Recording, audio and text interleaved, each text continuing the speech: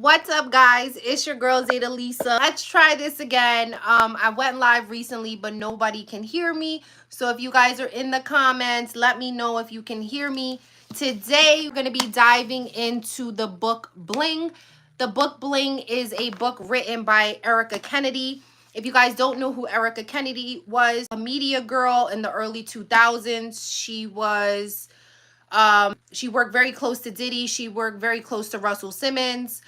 Some of her good friends are said to be Kimora Simmons and Kim Porter. She wrote a book in the early 2000s and is now deceased. There have some questions into the manner of her death. Her family has never reported real reason on how she died.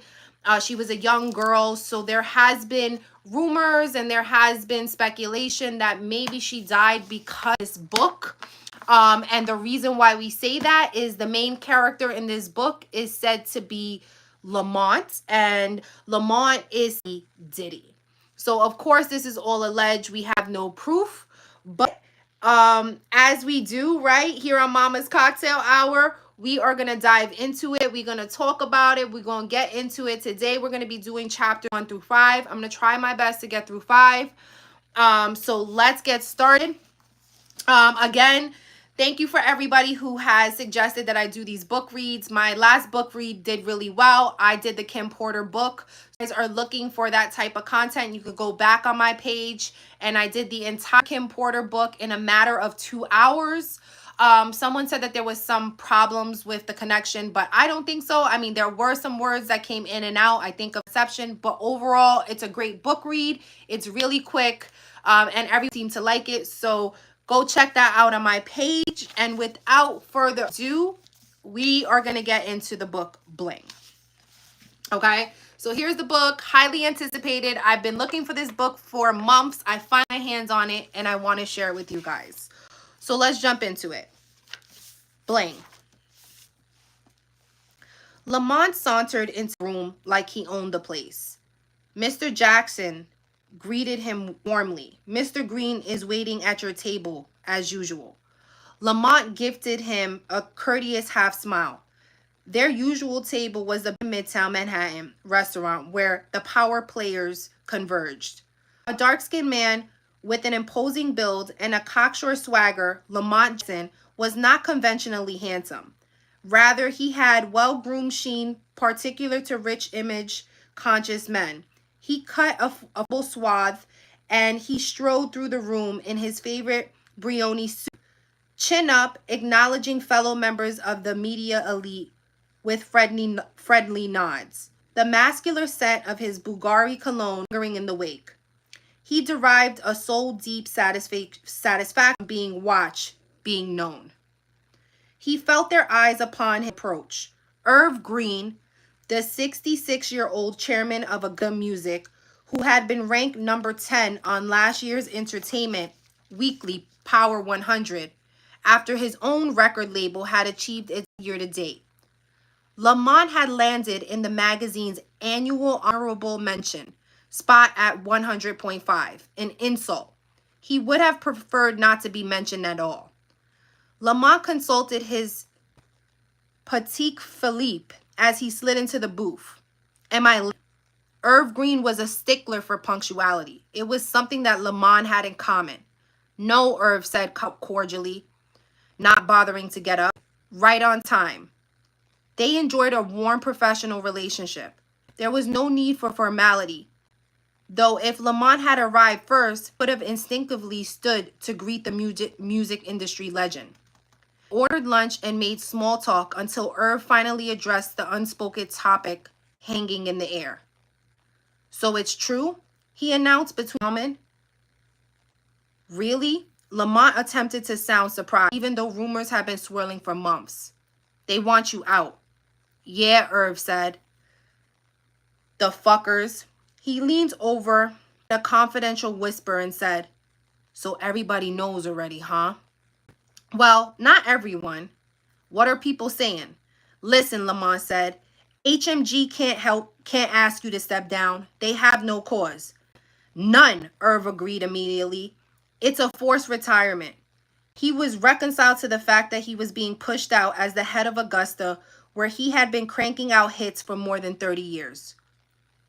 What bull, Lamont spat, truly outraged. Even at 38 years old, as the CEO of Triple Large Entertainment, the hip-hop label he founded in a joint venture with Augusta, Lamont was feeling the heat from younger moguls in training. Bullshit it is, Irvine, but we operate in a world that worships the young and exiles the old. He shrugged. He was with the dilemma for a month and had to let go of the anger. Technically, Lamont had to report to Irv, but mostly he was the master of his own ship.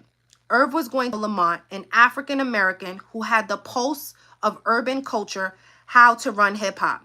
Irv had been one of Lamont's most vocal supporters to the higher ups at HMG, the German conglomerate that owns the same fuckers who were trying to push Irv out of his job.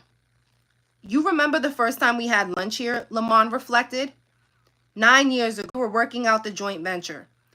I remember it like it was yesterday, Irv said. You had on jeans that were too baggy, Air Jordans, a yellow hood, Morehouse sweatshirt, and you kept taking phone calls on that cell phone that was the size of a brick. I was embarrassed to be seen with you. Lamont didn't want to be reminded of that, but remembered what you said that day. People were just starting to realize that hip-hop was a passing fad. I said the Germans at HMG were racist, and the only reason they wanted to get in bed with me was because green was the only color that could bind them in my own way. Irv nodded, and I said, I want to just be careful of saying this. I'm a JEW from Canarsie. You think they like me better? To them, we're both ninjas. Accept it and move on. They both chuckled at election. It was the best advice I've ever gotten, Lamont said.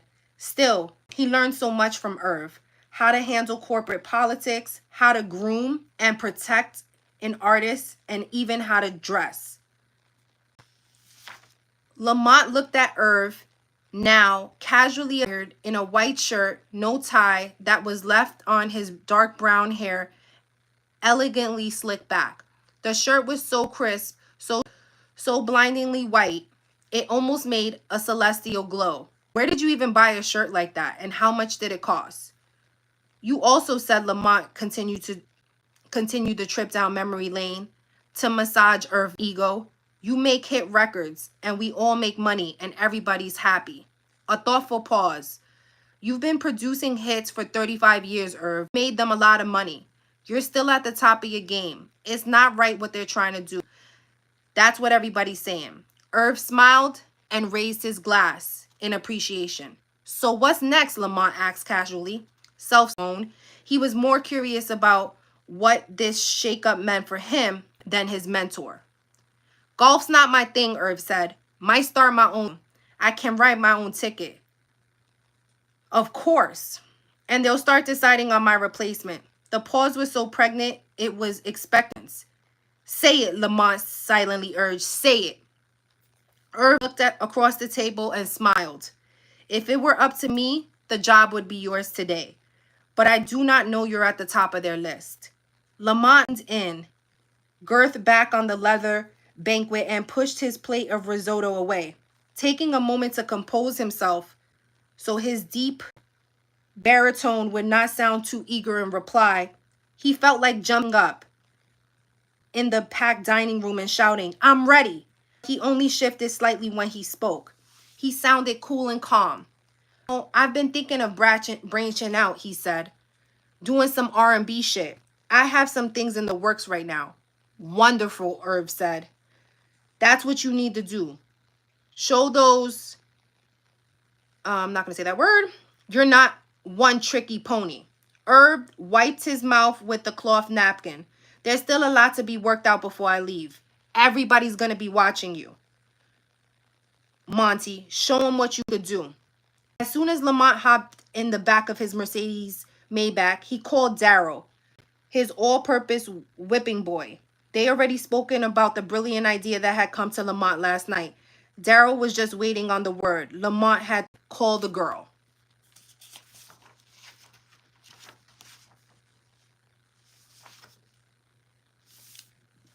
Okay, so I believe that was like I'm sorry, I thought that was like chapter 1, but that's like the prefix, and that's the intro, and we're gonna get into it.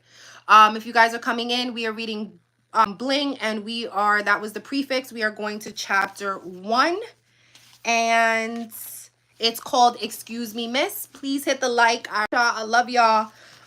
Bear with me because these words is worded, okay? Cause we ain't nobody, Latoya said. Lakeisha, turning from peering out the window of the Chesterfield Hotel, annoyed because of her question. Staying in this bum-ass hotel had been a rhetorical one. There was no view, just another hotel across 37th Street, and from what little she could see, the rooms were over there were nicer. I know, Keisha said, but still, we didn't even get a limo from the airport. We did a limo, Mimi said, straightening up. They sent us a car and that was fine. Why are you cleaning up Kenny's room, Keisha said, stretching out in the perfectly made bed.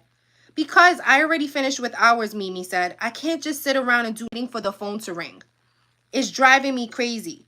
They were sharing the adjoining room, but they were camped out there because their manager, Kenny Hill, would the call at the hotel since his cell phone service had been interrupted for non-payment, and they wanted to be there when he... Let's eat, Keisha said. They'll give us something to do. She picked up the service menu. We can order food, right? She frowned at Toya. They'll pay for that? Last night, after their audition at the Triple Large offices, they had Planet Hollywood for dinner, hoping to spot some celebrities, unaware it was a tourist trap populated by autograph seekers like themselves, where no celebrities would ever be caught dead. I don't know, Toya said wearily. Keisha was always looking for a free meal, literally and figuratively, and it got under Toya's skin that she was so simple-minded. You need to ask Kenny. Where's he at anyways, Keisha said. Twirled one of her microblades. It don't take that long to buy a pack of Newports. Mimi didn't care about the low-budget accommodations or that there had been no limo yesterday. Keisha thought the whole trip to be like an episode of Making the Band. She was obsessed with that show. Ken did nothing to dissuade her from thinking it was going to be limos, parties, crystals, popping bottles, but why on earth would anyone do that for them? But they had come here to change that. They'd all met at the Performing School of Arts in Toledo. They joked like they were TLC, whose Crazy Sexy Cool album was one of their all-time favorites. Keisha, big-boned and equipped with the sharp tongue, was the crazy component.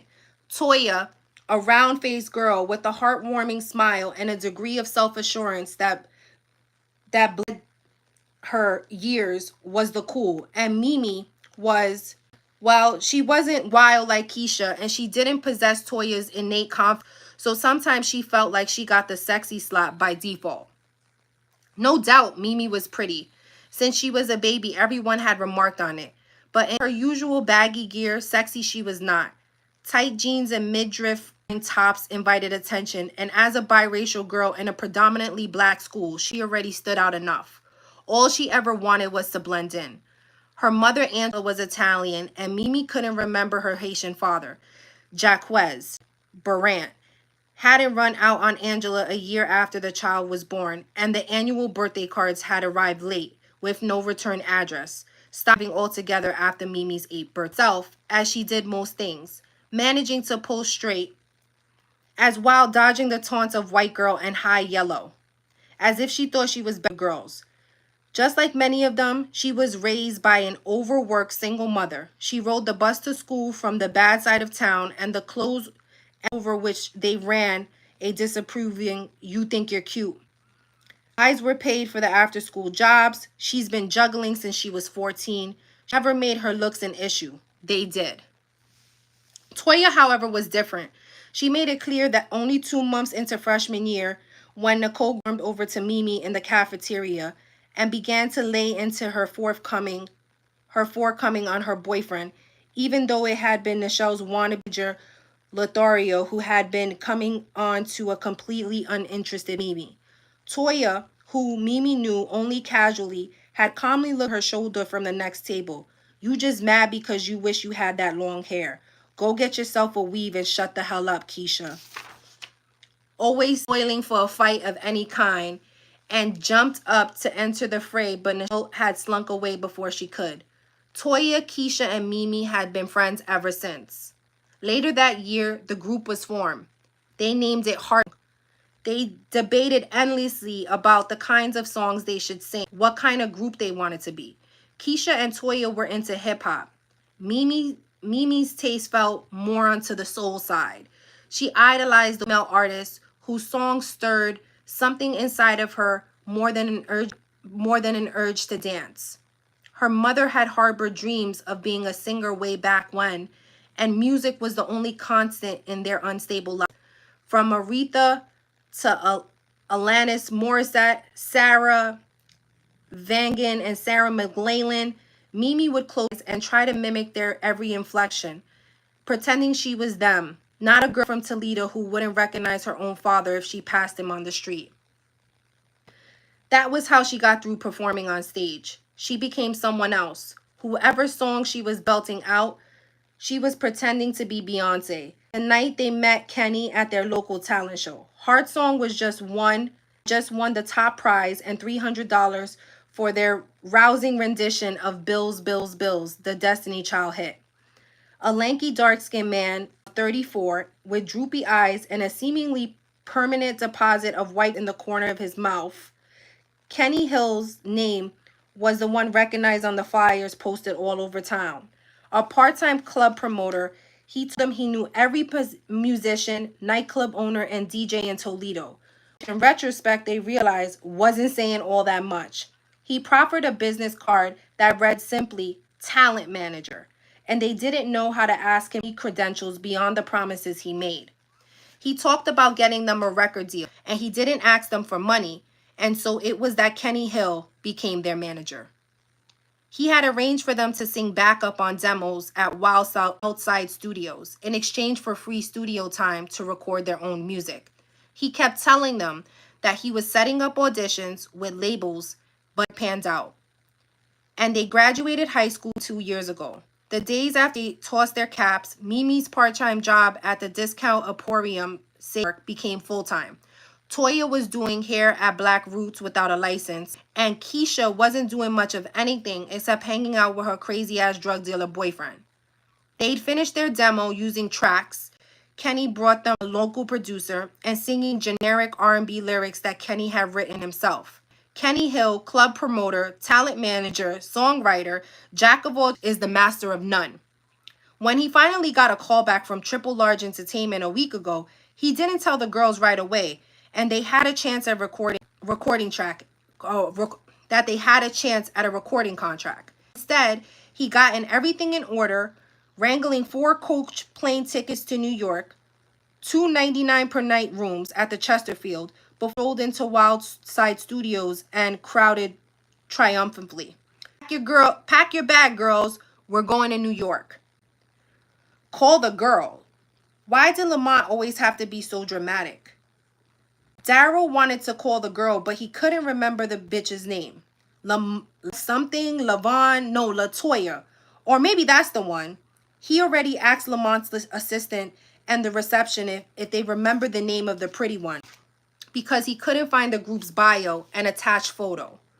With all the groups that had come through the office in the last few weeks, no one could remember a damn thing about them.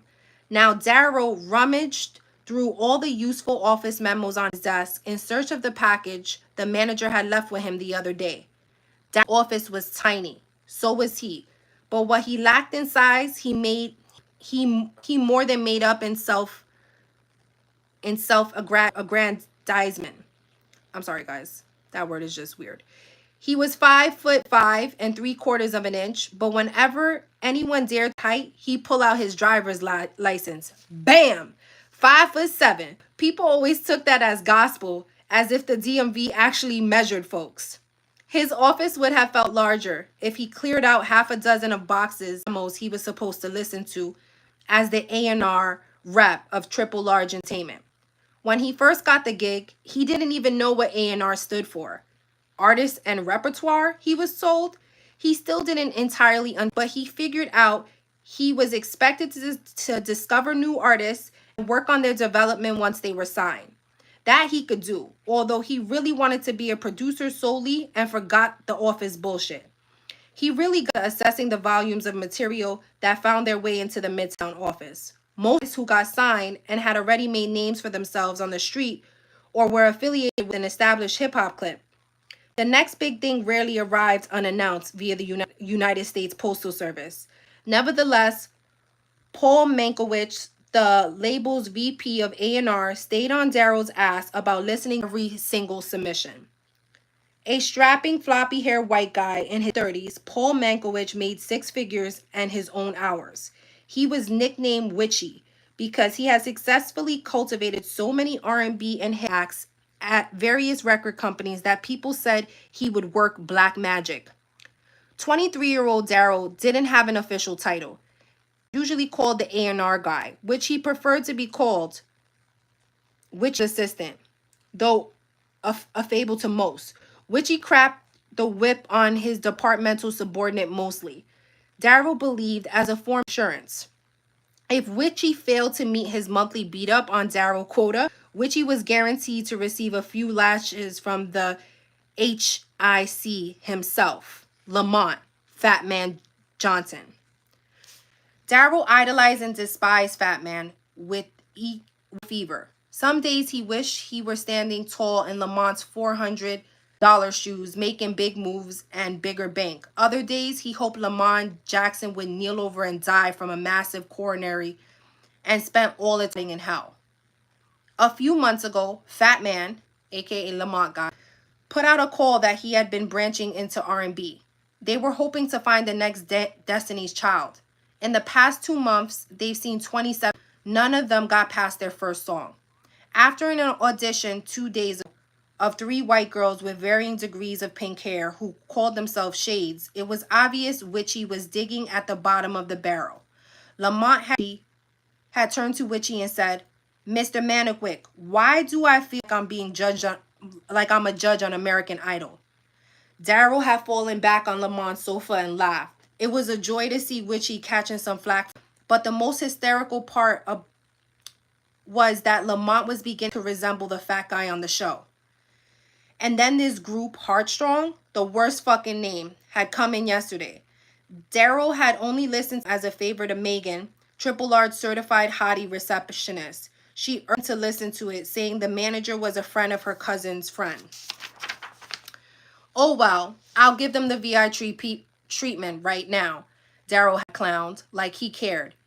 It was certain to be garbage, but it brought him one step toward getting some PUSSY from Megan. It was worth a listen. And what did you know? It wasn't bad at all. Bad at all. Witchy was heated when he found out that Daryl had flown them in without consulting him. One of the girls, the girl with the long braids, had to be 20 pounds heavier than she'd been when the bio picture was taken. And the manager was annoying as hell. Daryl had to shove him out of Lamont's office as he tried to sell him on 2 other hip-hop acts he managed.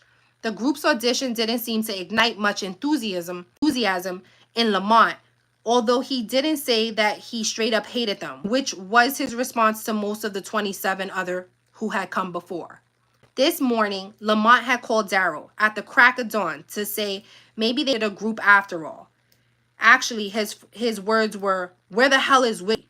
Daryl rolled over, looked at the ungodly hour and yawned. "At home? Sleeping? Maybe?"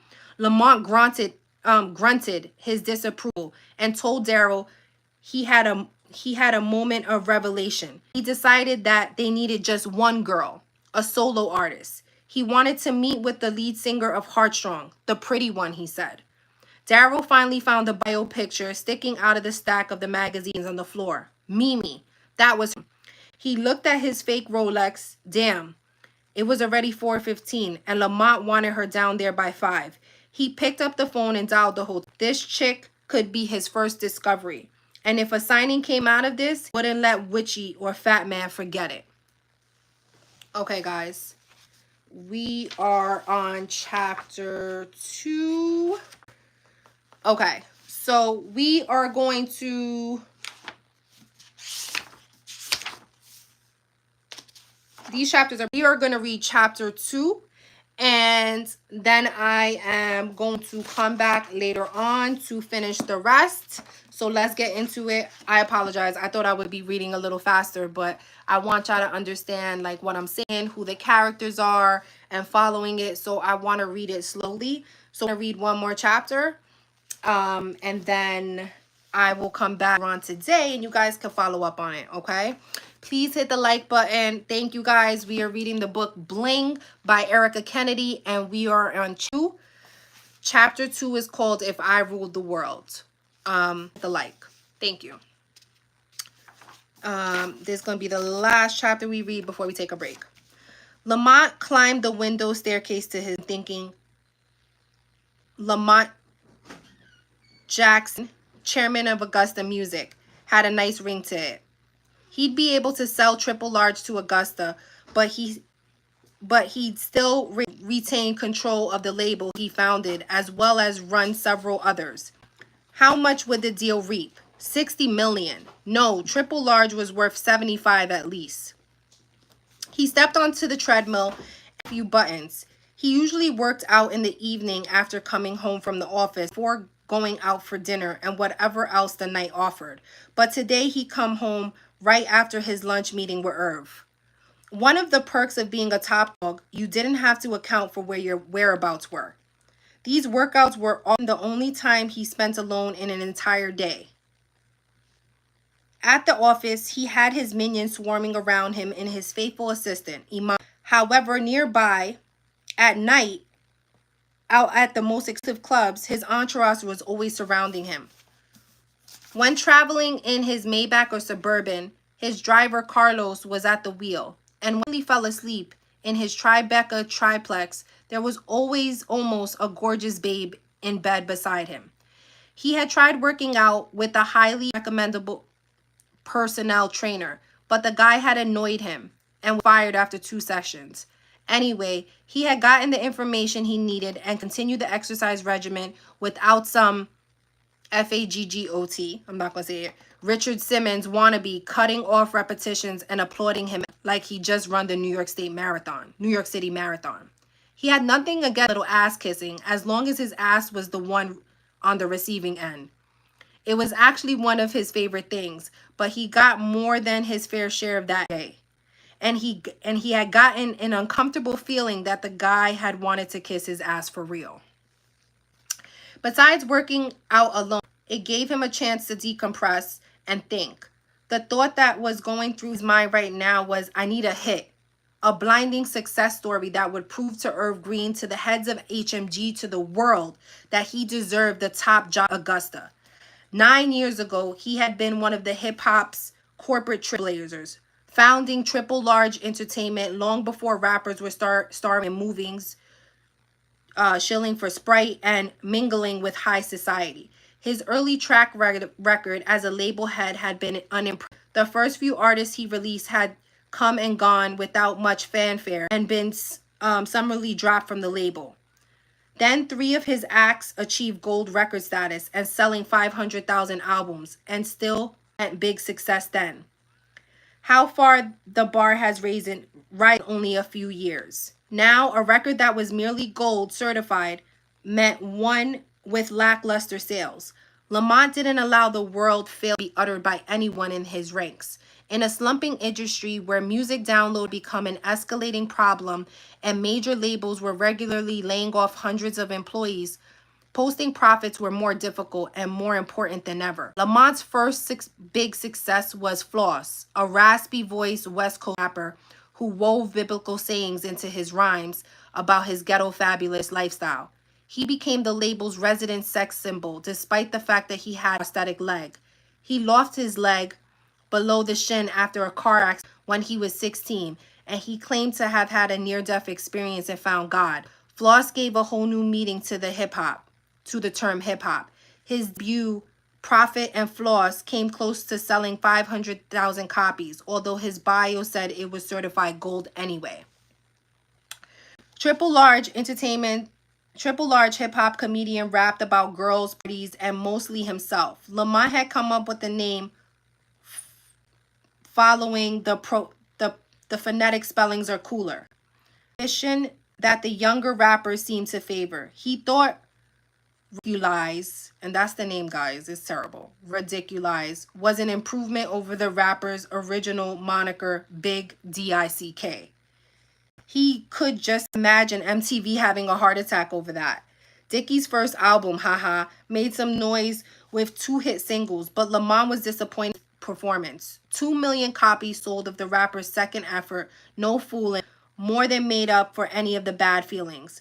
But it was a plasma upset rapper named Mick Grimy who had taken Lamont and TLE to the next level. Grimy's first album, Bloodhound, went gold. His second, Hematoma, went platinum, selling millions of copies. His third, Code Red, sold 2 million in the first 2 months, and his next, Crimin's Tide, was the TLT all-time bestseller, 4 million copies to date.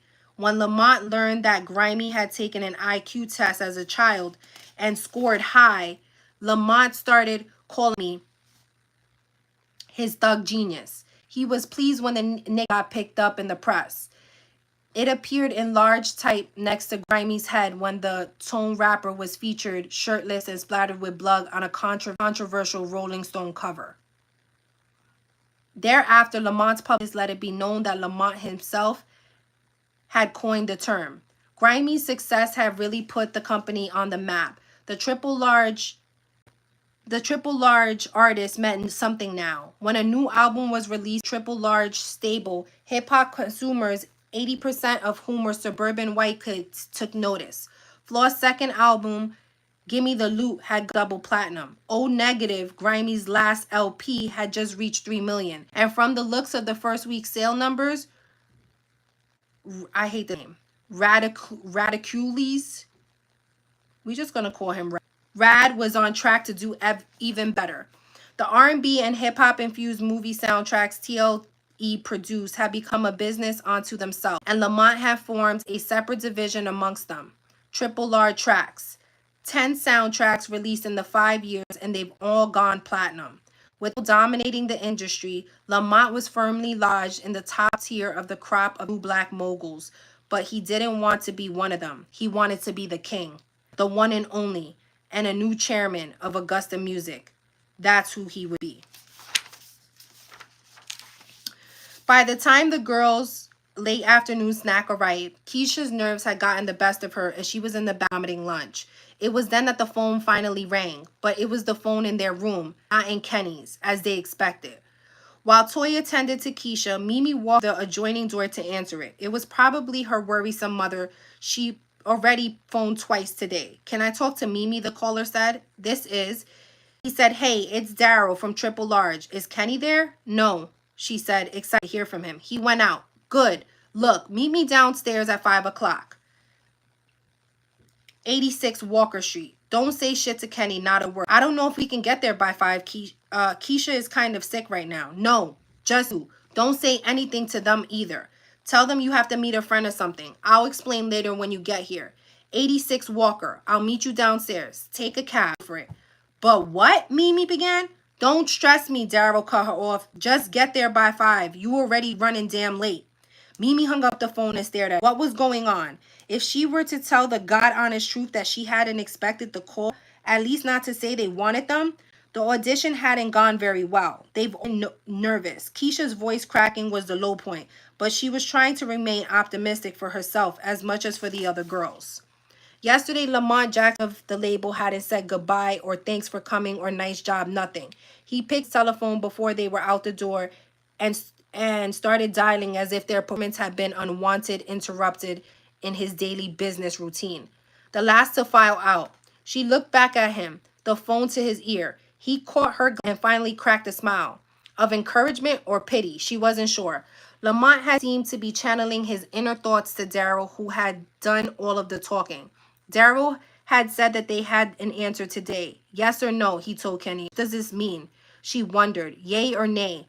And what was all of the business of coming alone?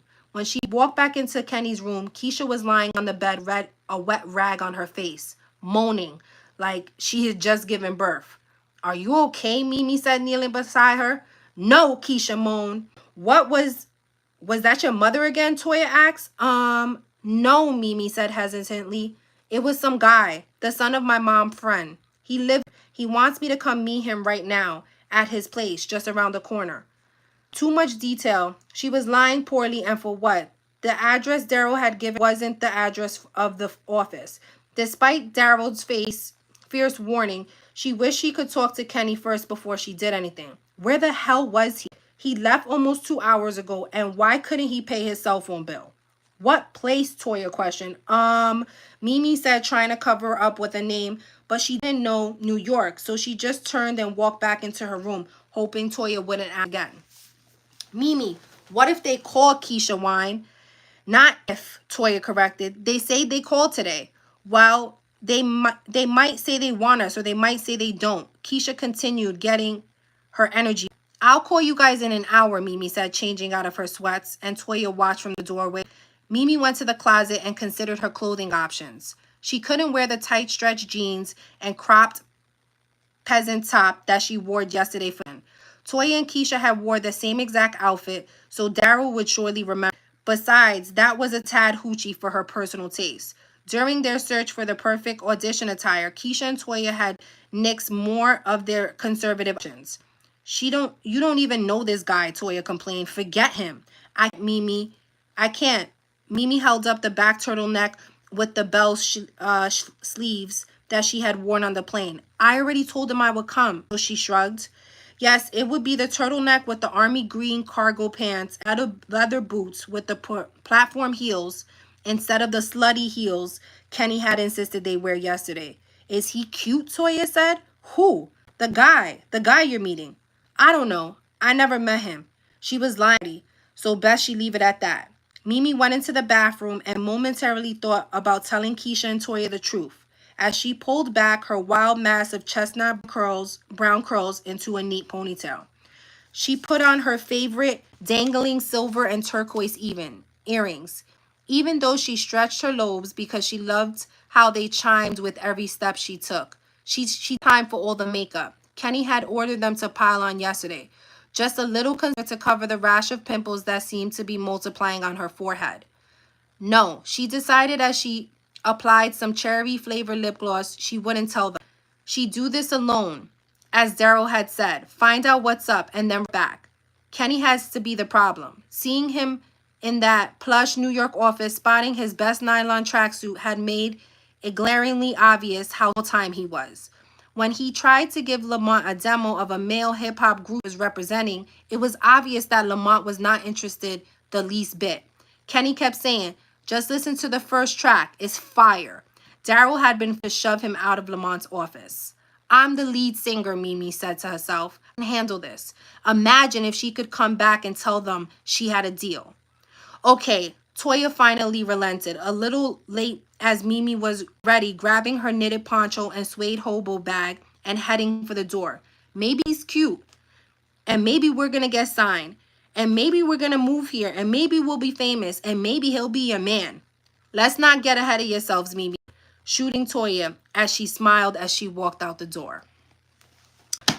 Okay, guys, that is chapters 1 through 3. This is a really long read, so we're gonna have to kind of cut the chapters small. I will be coming back this afternoon to continue it, so please, if you're new here, thank you so much for watching. Hit the like button, subscribe so that you could be notified finishing. I'm gonna update this so it says chapters 1 through 3.